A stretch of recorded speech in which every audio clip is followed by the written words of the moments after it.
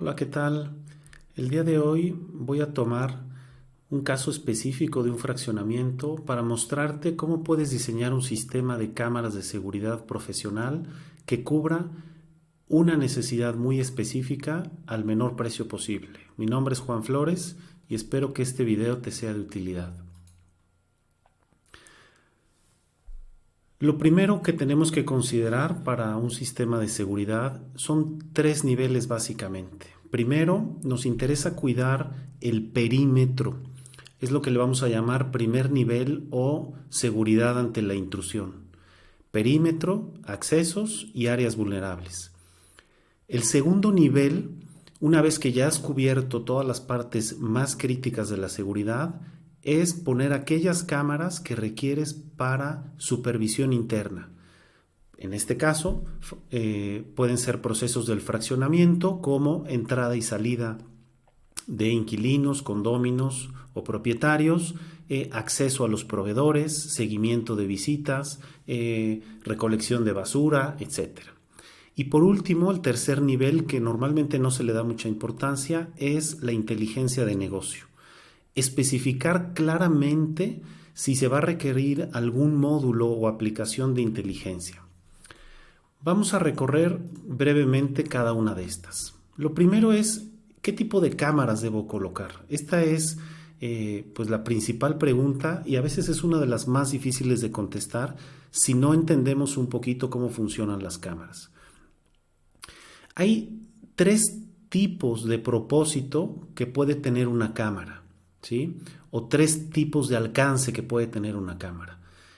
El primero es detección, me voy a ir de abajo hacia arriba. Después tenemos reconocimiento y por último, el nivel más alto es el nivel de identificación. Cuando decimos detección es porque me interesa saber, simplemente detectar que hay algo potencialmente inseguro. Por ejemplo, que alguien se está brincando una barda, ¿sí? No me interesa reconocerlo, no me interesa identificarlo. Simplemente si alguien se brinca, yo a lo lejos puedo detectar perfectamente y enviar una persona o tomar alguna acción. El siguiente nivel es el reconocimiento. Es decir, no solo necesito detectar que algo está sucediendo, sino que necesito reconocer el evento, ¿sí? Puede ser reconocer a una persona, pero reconocerla quiere decir que yo ya la conocía. Es decir, con una imagen, aunque no sea suficientemente clara, yo puedo reconocer a la persona. O si no la reconozco, puedo saber pues la altura, el color, diferenciarlo si es un animal, obviamente si es un coche, etc. Es decir, tengo más detalle. En la tabla que tengo aquí en la presentación puedes ver que se requieren diferente número de píxeles, ¿sí? En la imagen.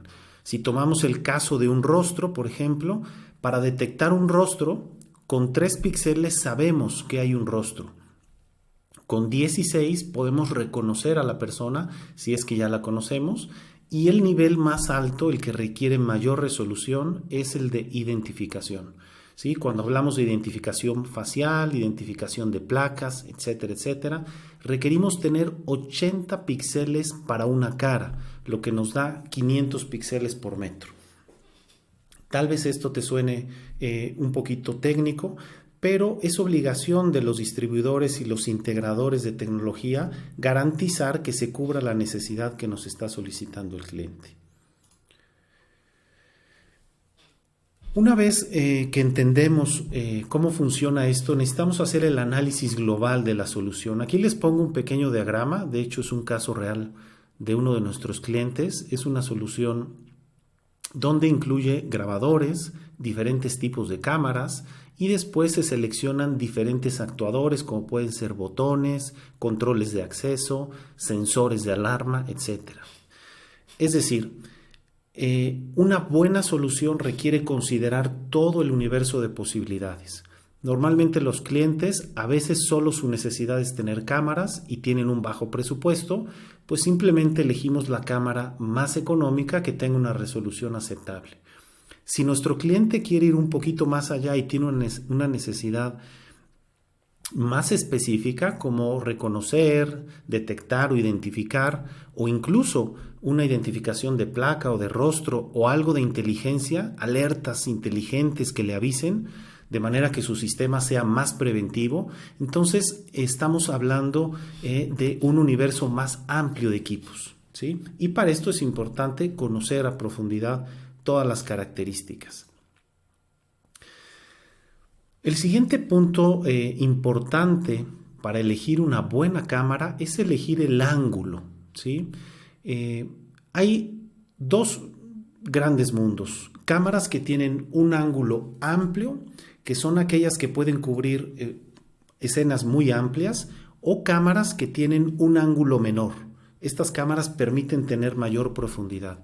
Entonces, a manera de reflexión les pongo ahí que la manera de identificar, la mejor manera de identificar, ya sea placas, rostros u objetos, es reduciendo el ángulo, ¿sí? No nos vayamos con la finta. Muchas veces se abusa de la resolución, ¿sí? Y se olvida que el ángulo es nuestra mejor estrategia, ¿sí? Y abajo les pongo la manera más cara de identificar es aumentando la resolución. ¿Y por qué digo la más cara? No solo por la cámara, sino también por el almacenamiento. Cámaras de 4 megapíxeles van a requerir 2 discos duros probablemente, y si ponemos cámaras de 8 megapíxeles van a requerir el doble de discos duros, ¿sale? Entonces, el disco duro es una de las partes que tienen más costo dentro de un sistema de videovigilancia. Entonces, es muy importante saber qué ángulo es el que vamos a utilizar. Voy a regresarme acá un poquito. Entonces, más megapíxeles se recomiendan para cubrir escenas más anchas, ¿sí? Aquí les pongo este slide donde hacemos un análisis con una herramienta que calcula todas las variables que intervienen. Aquí hay muchas cuestiones técnicas que tienen que ver con la óptica, el tipo de sensor de la cámara, el tipo de escena, la altura a la que va a ser colocada la cámara, etcétera, que son muy importantes considerar cuando queremos pasar al nivel 2 y al nivel 3. Si solo queremos detectar, no tenemos mayor problema. Cualquier cámara que utilicemos nos va a funcionar. Pero si queremos reconocer o identificar, se vuelve mucho más crítico considerar todos estos parámetros. Vamos a ver el ejemplo que aquí les pongo. Miren, estas son dos cámaras. Tenemos una cámara de 8 megapíxeles del lado izquierdo y una cámara de 4 megapíxeles del lado derecho. La opción del lado izquierdo, una cámara de 8 megapíxeles, es una cámara no tan costosa. Podemos estar hablando de 3-4 mil pesos, dependiendo si es una serie de entrada o una serie profesional. Pero el consumo de ancho de banda y el consumo de almacenamiento es importante. 8 megapíxeles es bastante resolución. Y fíjense, una cámara de 8 contra una de 4 nos va a cubrir un ancho de 11 metros para identificar, o un ancho de 21 metros o 26 metros. Estamos hablando de ancho. Ahorita vamos a ver profundidad. Entonces, ¿qué quiere decir? Que si yo tengo un cuarto, un patio o un jardín de más de 11 metros, no voy a poder identificar. Si tengo un patio de más de 20 metros, solo voy a poder hacer reconocimiento y la detección hasta 26 metros. Es muchísimo, o sea, 26 metros de ancho es un terrenazo, ¿sale? Entonces, esta cámara es ideal para cubrir espacios muy, muy amplios, ¿sí? Ahora, vamos a ver la de 4 megapíxeles. No se queda atrás. Podemos hacer identificación a 8 en vez de a 11. Son 3 metros de diferencia de ancho. Reconocimiento 15 en lugar de 21. Y detección 26 o más, ¿no? Estamos poniendo 26. 26 es el área azul, ¿no? Pero obviamente tú puedes seguir detectando mucho más metros, ¿no? Yo aquí lo recorté nada más para fines, pero esta cámara puedes detectar hasta 70, más de 26 metros, ¿sí? Estamos hablando del ancho. Entonces, tenemos en la parte verde identificación, rostro o placa. En la parte amarilla, reconocimiento, personas que conozcamos o colores de objetos o diferentes objetos, complexión y ese tipo de variables. Y en la parte azul, que esto se extiende todavía más, tenemos lo que es detección. Entonces, espero no haber sido muy técnico en la explicación, ¿no? Pero si te fijas, no se gana tanto con una cámara de 8 comparada con una de 4, dependiendo lo que te interese, ¿sí? Si la escena es muy ancha, sí se justifica una cámara de 8 megapíxeles. Pero si vamos a la profundidad, que es nuestra siguiente filmina, vamos a ver que no se gana tanto, ¿sale? Vamos ahora a concentrarnos en la flecha roja, ¿sale? Esta cámara puede cubrir más o menos, identificar a 3 metros, aquí lo pongo, reconocer a 8, ahora sí estamos hablando de profundidad, y detectar a 10 o más metros, ¿sale? ¿Qué quiere decir? Que, por ejemplo, una de 4 megas va a poder identificar a 2 metros comparada con una de 3, ¿sí? Entonces, realmente no estamos ganando mucha profundidad. Donde sí hubo una ganancia importante es en el ancho, ¿sí? Vamos a ver aquí, por ejemplo, en el ancho de 15 a 21 metros, pues estamos hablando de un 50% más, cosa que es bastante buena. Pero en cambio acá estamos hablando de un 25% de ganancia por tener el doble de resolución y el doble de almacenamiento. Entonces, no necesariamente va a ser la mejor solución. Bien, ahora veamos qué pasa si reducimos y escogemos las mismas cámaras de 8 y de 4 megapíxeles, pero de lente varifocal. ¿Qué quiere decir de lente varifocal? Que yo voy a poder ajustar el ángulo de 100 o 90, lo voy a poder reducir a 20 o 30 grados, ¿sí? Vamos a ver este ejercicio porque es muy interesante. Fíjense, aquí está el ejercicio. Y lo que sucede es que aumenta dramáticamente, exponencialmente la profundidad del alcance de la cámara. Con la misma cámara de 8 megapíxeles, aquí en el lado izquierdo, podemos identificar hasta 12 metros con una cámara de 8 megapíxeles, reconocer hasta 25 metros y detectar hasta 70 metros. Eso es muchísima profundidad. Ahora, no quiere decir que con la mejor cámara voy a poder ver un rostro a 100 o a 200 metros, ¿no?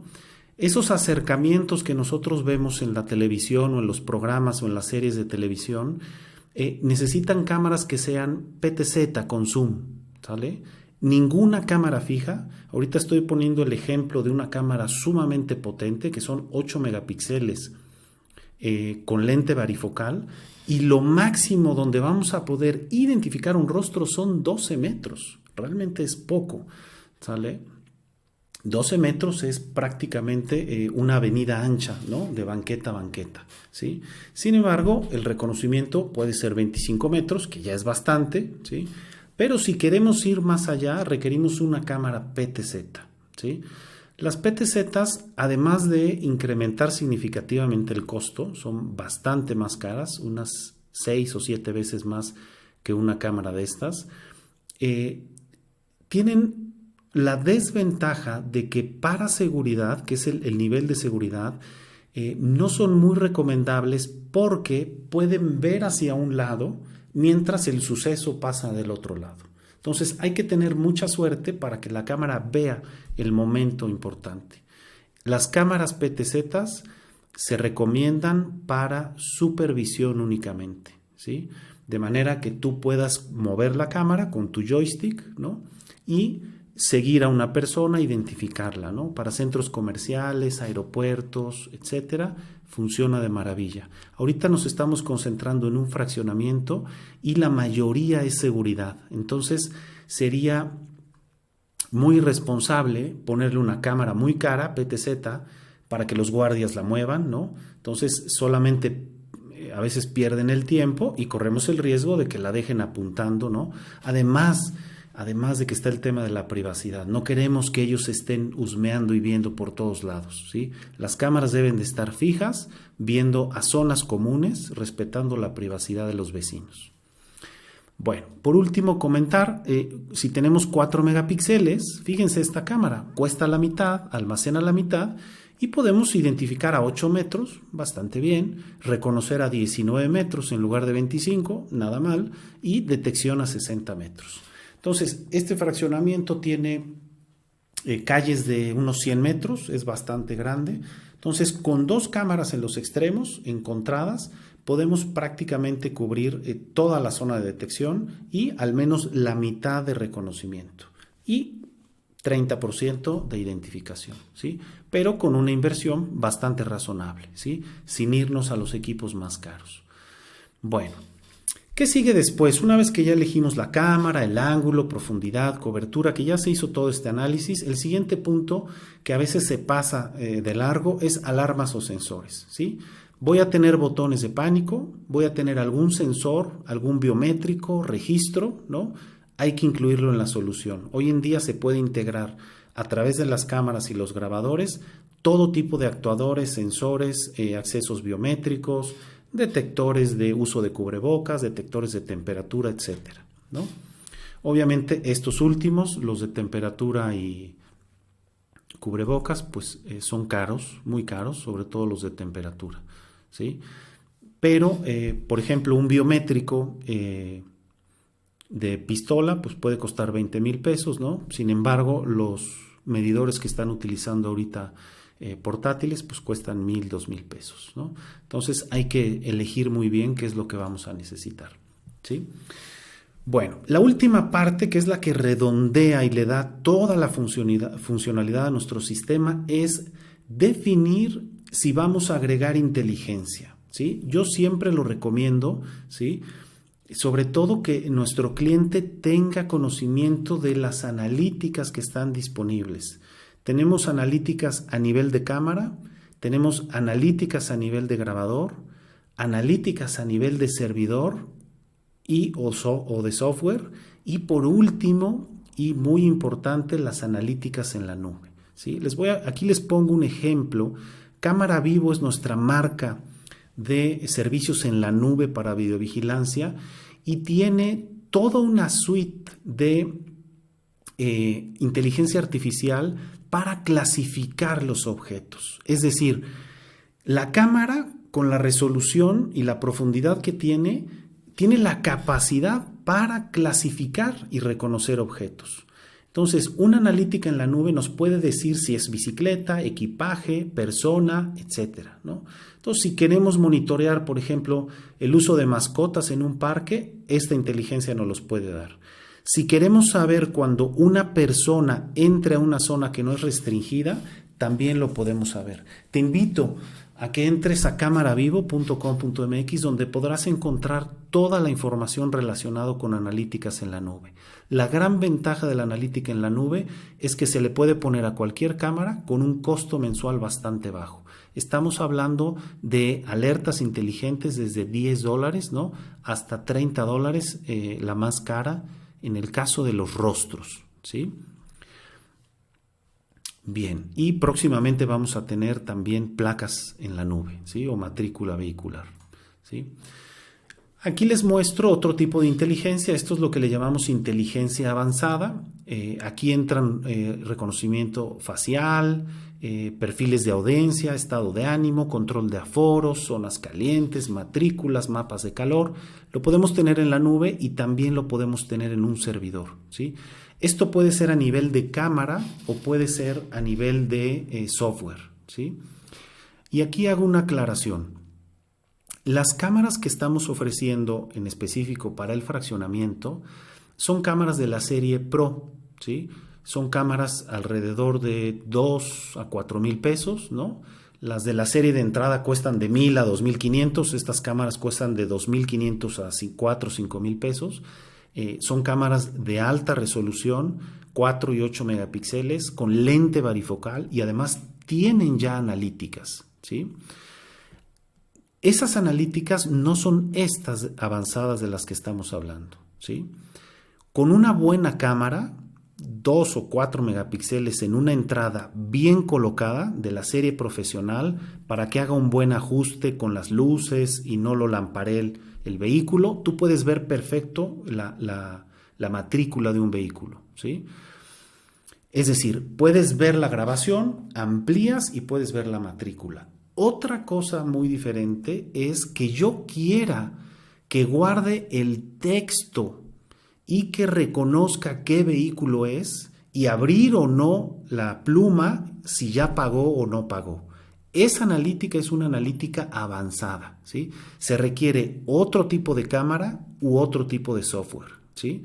¿Se puede hacer? Sí se puede hacer, pero para que se den una idea, una cámara que tiene esta función LPR, se le llama, pues cuesta alrededor de 20,000 pesos, ¿sí? Entonces, sí es una cámara costosa, hay que justificarla muy bien para qué se va a utilizar, sobre todo si hay mucho tráfico de acceso que se quiera automatizar, vale la pena la inversión. Si no, con nuestra cámara de 2 o de 4 megas normal, podemos en la grabación ampliar y nosotros visualmente ver qué placa es la que está ingresando, ¿sí? Espero haber sido claro en este punto, ¿sí? Y bueno, finalmente, ya para terminar, tenemos el resultado final. Una vez que hemos hecho todo el análisis, se elige el tipo de cámara y la ubicación, ¿sí? Por ejemplo, aquí tenemos ya un plantado real de un fraccionamiento y podemos ver que en las calles principales, estamos hablando de 100 metros, estamos colocando cámaras de 4 megapíxeles varifocales, ¿sí? ¿Por qué? Porque queremos optimizar la profundidad, ¿sí?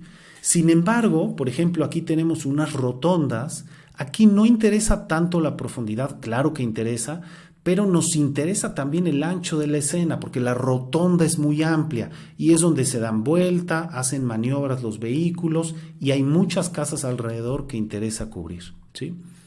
Y bueno, finalmente tenemos el acceso. En el acceso ponemos cámaras de 2 megapíxeles, ¿no? Para ver la caseta de vigilancia y para ver las placas. Podemos utilizar cámaras de 2 megas, pero de la serie profesional. Cualquier marca, pero de la serie Pro. Esto es muy importante porque cuando accesan las personas y se registran o cuando pasan en el vehículo, están tan cerca, 1 metro o 2, que es muy fácil la identificación. El problema es la condición de luz. Si es el atardecer y tengo la luz, ¿sí? Va a deslumbrar la lámpara. Entonces, una cámara de serie profesional ajusta muy bien los contrastes. Si escogemos la cámara más económica, sí va a tener la resolución, pero no va a tener la calidad de imagen para poder distinguir adecuadamente una persona o una placa, ¿sale? Entonces, con esto y este breve recorrido de las partes más importantes de diseño, puedes tener una solución profesional que cubra realmente una necesidad y sobre todo, y lo más importante, a un precio contenido, ¿sí? Al menor precio posible, ¿sí? No encarezcamos soluciones simplemente con resolución o con cámaras muy costosas cuando tenemos mucha variedad de productos y de características de cámaras. Bien, te doy las gracias si has llegado al final de este video. Espero haberte ayudado para hacer tus propios diseños o para haber aclarado una solución si es que has recibido una propuesta o una cotización nuestra. Aquí te dejo nuestros datos de contacto y nos vemos en el próximo video.